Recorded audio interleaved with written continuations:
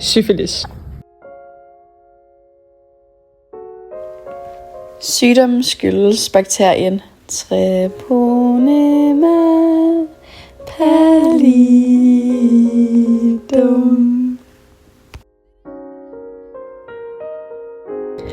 Det gør ondt på ens mis. Syfilis smitter primært ved seksuel kontakt eller under graviditet fra mor til barn. Det kan passere gennem slimhinder eller svækket hud. Så den kan smitte ved kys i nærheden af et sår og ved oral, vaginal og analsex. For at undgå syfilis skal man bruge kondom og blive regelmæssigt testet, især ved skiftende partnere for at bryde smittekæderne. Tillykke, du mistede din mødom.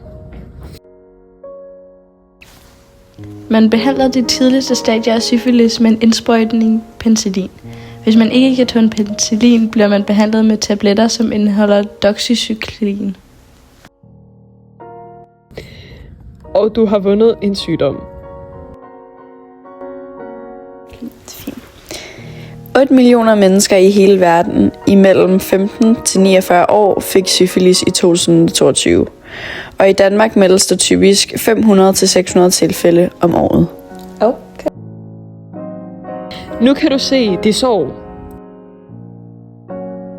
du ikke havde i går. Seksuelt overført syfilis giver i løbet af cirka 3 uger et sår. Dog er såret ikke ømt. Dette er syfilis i første stadie. Andre symptomer, f.eks. feber, hovedpine og udslæt på hele kroppen, og ofte symptomer fra øjne og eller nerver.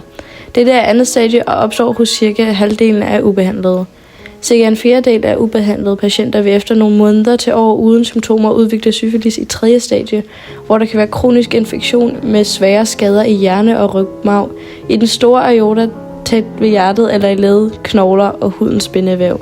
Medfødt syfilis kan føre til akut sygdom efter fødslen eller kan vise sig i en række forskellige kroniske tilstande.